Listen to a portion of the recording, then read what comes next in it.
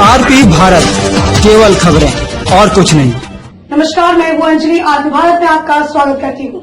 तो चलिए चलते हैं आज की किसी मुख्य खबर की ओर। लॉकडाउन में जरूरतमंदों के लिए मसीहा बनकर उभरे राजेश मंडल। गरीबों और जरूरतमंदों के लिए राजेश मंडल किसी मसीहा से कम नहीं है। राजेश ने अपनी कार्यक्षमता और इच्छा शक्ति से वो काम कर दिखाया है जिसे इच्छा शक्ति के अभाव में बड़े बड़े नेता और सेठ साहूकार नहीं कर पाते। समाज सेवा के लिए हालांकि कोई उम्र की सीमा नहीं होती, लेकिन 30 वर्ष की उम्र में राजेश ने बड़े ही सहजता पूर्वक गरीबों के पेट तक निवाला पहुंचाने का काम किया है, जिसे स्थानीय लोगों ने काफी सराहना की है। जरूरतमंदों और गरीबों की आंखों के तारे बने राजेश मंडल का भी हौसला और बढ़ जाता है जब गांव वाले किसी जरूरतमंदों को मदद पहुंचाने के लिए उन्हें फोन करके बुलाते हैं।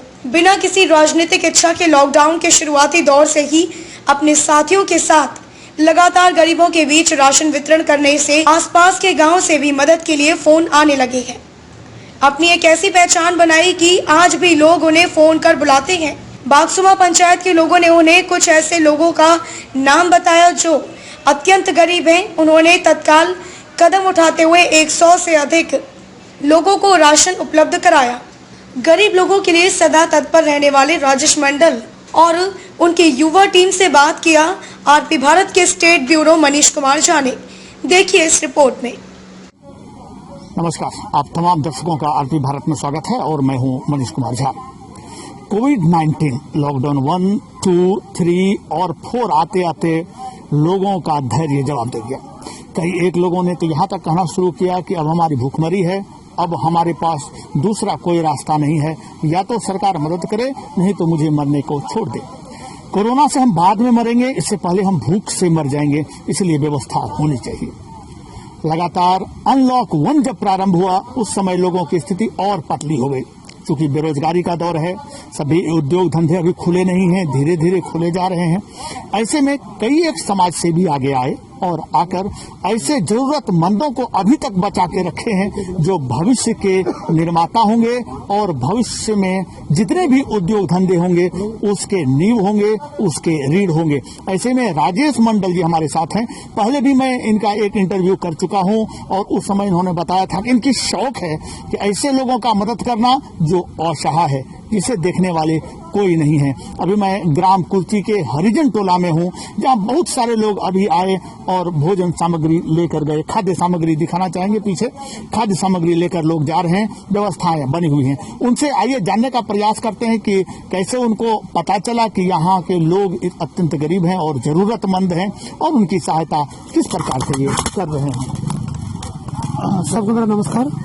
ये जो जगह जगह जाते हैं, दूर दराज इलाका जाते हैं, कैसे आप पकड़ पाते हैं कि वहाँ के लोग अत्यंत गरीब हैं और जरूरतमंद हैं, उन्हें देना चाहिए? देखो, मैं भी गोविंदपुर अंचल से ही जुड़ा हुआ हूँ और मैं यहीं का रहने वाला हूँ, तो इससे मुझे हर जगह से मेरे जितने भी मित्र हैं सबसे इसको लेकर हम लोग आलोचना करते रहते हैं। इसका डिस्कशन में हम लोग को पता चलता है कि भाई यहाँ पर जरूरतमंद है, कौन असहाय अभी है, किसको हम लोग को देना जरूरी है। जैसे कि हम लोग यहाँ के बारे में कुर्सी में जैसे हमारे राजन जी हो गए, ललित जी हो गए, इनके द्वारा हमको पता चला कि भाई यहाँ जरूरतमंद है जिनको कि अनाज की जरूरत है और हमें यहाँ पर सेवा करना चाहिए, अनाज वितरण करना चाहिए। तो इसलिए मैं यहाँ पर आके आज यहाँ अनाज वितरण कर रहा हूँ। अभी तक कहाँ कहाँ वितरित किए आप और लोगों से क्या फीडबैक मिला आपको? सरकारी योजनाएं हैं, बहुत और भी समाज सेवी है, वहाँ से क्या फीडबैक मिला? फीडबैक देखिए, सरकारी योजना से तो मुझे कोई किस तरह का मतलब है नहीं। मैं जितना सक रहा हूँ, जितना मुझे भगवान सक्षम किया, मैं उनके लिए अपना स्वयं से कर रहा हूँ। और मेरे अपना गांव से शुरू किया था, मैं माचामल गांव से, माचामल गांव किया, फिर मैंने मेटियाला पंचायत किया। माचामल गांव में मेटियाला पंचायत है, लेकिन मैं अपने गांव में पहले किया, फिर मेटियाला पंचायत ओवरऑल किया, फिर पाथुरिया पंचायत, फिर दिल्ली पंचायत और आज मैं यहाँ आपका बागसुमा पंचायत हरिजन टोला में आके कर रहा हूँ। कब तक ये करते रहेंगे आप? क्या लक्ष्य है आपका, कैसे लेके चलेंगे? इसको लक्ष्य हम यही बोलेंगे कि अगर मुझे कहीं भी संदेश मिलेगा कि भाई इस भूखमरी है या जरूरतमंद है, तो मैं उनके लिए जितना सकूंगा मैं उनके लिए जुटाने की कोशिश करूंगा। चलिए बहुत बहुत धन्यवाद। इनका साथ दिया यहाँ ललन कुमार दास जी ने, वो भी हमारे साथ हैं। कैसे खोजे, क्योंकि अभी तक जो प्राप्त जानकारी है जगह जगह जाकर लोगों से मिले और ऐसे लोगों का चयन करना जो जरूरतमंद हो और उन्हें ही लिया जाए, कितना कठिन होता है, इनसे हम जानने का प्रयास करते हैं। सर स्वागत है आपका। नमस्कार सर। ये बीड़ा कैसे उठाए और कैसे आप ढूंढ निकाले कि यही सभी लोग जरूरतमंद है उसे देना चाहिए? सर जी नमस्कार। सबसे पहले मैं अजय राजेश जी को नमस्कार करना चाहूँगा। सर जी, जिस तरह से इस कोरोना काल में, जिस तरह से ये लॉकडाउन में ये राशन वितरण का कार्यक्रम चल रहा है, मेरे एक पुराने मित्र हैं, काफ़ी दिन से हमारी मित्रता थी, तो इनको मैंने बोला कि हमारे गांव में कुछ निस्वार्थ असहाय मजदूर, विधवा कुछ ऐसे हैं जिनको राशन की आवश्यकता है। तो सर ये बेड़ा उठाए और बहुत खुशी की बात है कि मैं कुर्सी ग्राम निवासी का खुद मैं हूँ और ये काम चल रहा है आपके सामने, आप लोगों के सामने, मीडिया के सामने।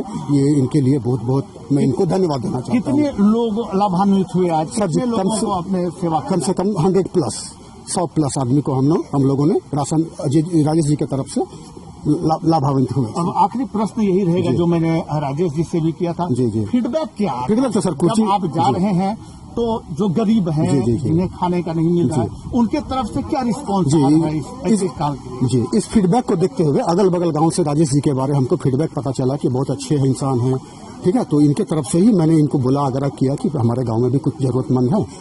जहां तक हमारे गांव का सवाल है सर जी, मैं पर्सनली बोलना चाहता हूं कि इनका फीडबैक हम लोग बहुत संतुष्ट है, बहुत खुश है सर। मैं इनको हाथ जोड़कर इनका अभिनंदन लेना चाह रहा हूँ। क्या वो संतुष्ट है जो चीज आपने दिया? क्या क्या दिया आप ये बताएं। सर जी इसमें 4 आइटम है सर जी, आटा है, बिस्किट है और सोयाबीन बड़ी है, आलू है सर जी, बस यही है। साबुन है सर, और साबुन है। क्या लग रहा है आपको इतना देने से वो लोग फिर से अपने आप को स्टेबल कर पाएंगे या फिर जरूरत पड़ेगी सर? ये लगभग सप्ताह भर का राशन सर जी यहाँ पे राजेश जी देके जा रहे हैं। इसके बाद अगर जरूरत पड़े तो फिर मैं इनसे मिलूंगा और दोबारा फिर और कुछ 2 सप्ताह तक के लिए राशन के लिए और मैं इनसे आग्रह करूंगा कि दे इनको। बहुत बहुत धन्यवाद आपका। इनके साथ और थे, क्योंकि इनकी टीम बनी थी, पूरी टीम यहाँ से निकली थी और वहाँ जाकर जो सर्वे आया वहाँ क्या पाया, अभी हमारे साथ राजन दास जी हैं, उनसे भी जानने का हम प्रयास करते हैं कि अभी तक क्या होगा।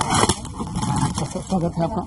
अभी तक जो आप घूमे, जगह जगह गए और ऐसे जगह गए जहाँ जरूरतमंद थे, यानी अत्यंत गरीब थे, वहाँ से किस तरह का रिस्पांस मिला और क्या चाहते हैं वो लोग सरकार से, समाज सेवियों से इस समय? देखिए, अभी जो माहौल चल रहा है कोरोना का, इस कोरोना की स्थिति में अधिकतर लोग अपने कार्य से वंचित हैं, चाहे वो मजदूर वर्ग के हो या मध्य वर्ग के हो। तो ऐसे में जो है कुछ समाज सेवी लोग आगे आए हैं, जिसमें से बढ़ चढ़ करके हिस्सा लेने वाले हमारे राजेश बाबू जी हैं, बहुत ही अच्छा कार्य कर रहे हैं।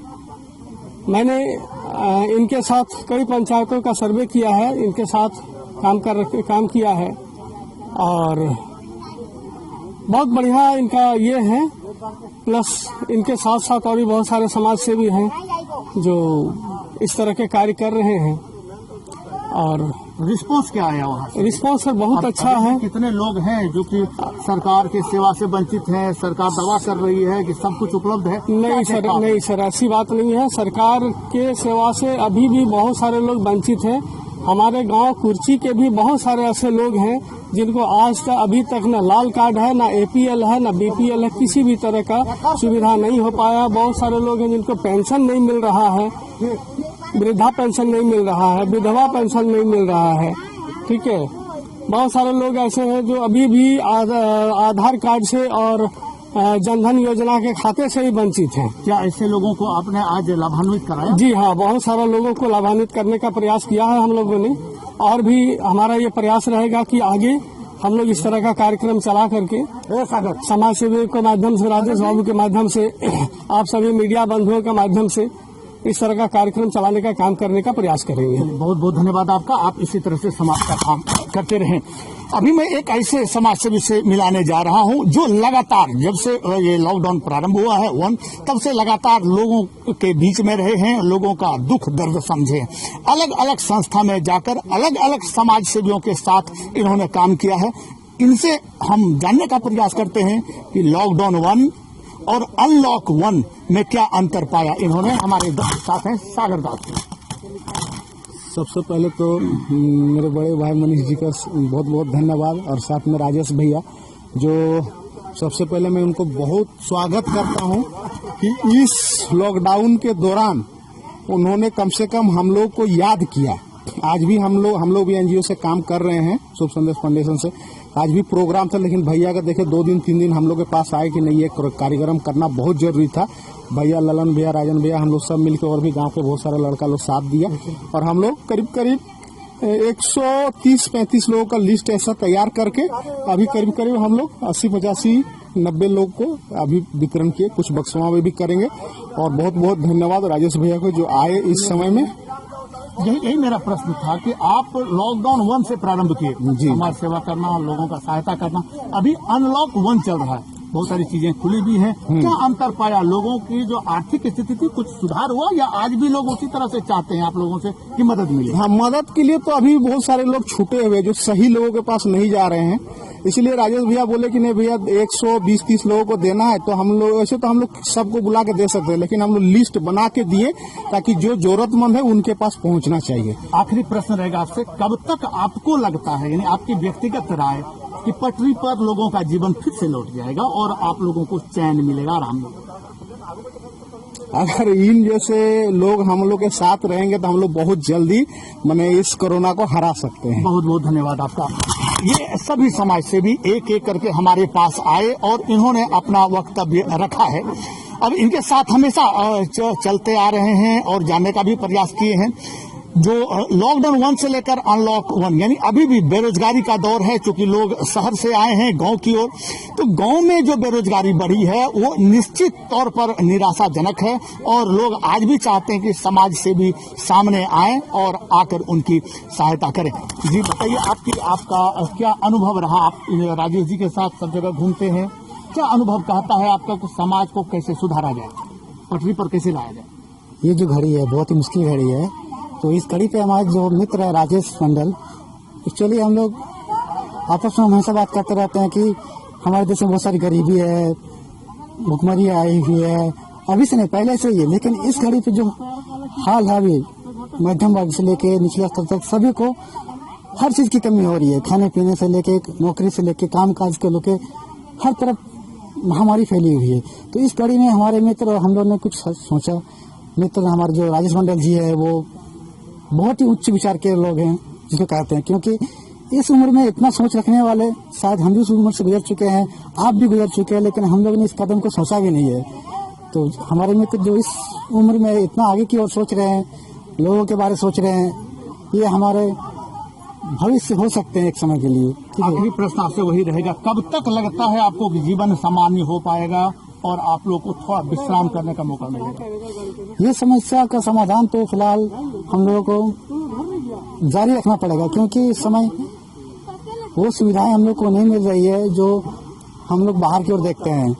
यूएस अमेरिका वगैरह में जो हम लोग देख रहे हैं वहाँ तो वो ज़्यादा महामारी फैली हुई है, लेकिन हमारे भारत में जो है इस तरह के समाज सेवी लोग जो मिलकर जो लोगों की मदद कर रहे हैं, घर से निकलने के लिए मना कर रहे हैं, उनका जो भी जरूरत का सामान होता है वो हमारे द्वारा पहुंचाया जा रहा है, वो खुद वितरित कर रहे हैं। तो ये सब को देख कर लग रहा है बहुत जल्दी ये सब चीजें सुधार आ सकती है। बहुत बहुत धन्यवाद आपका।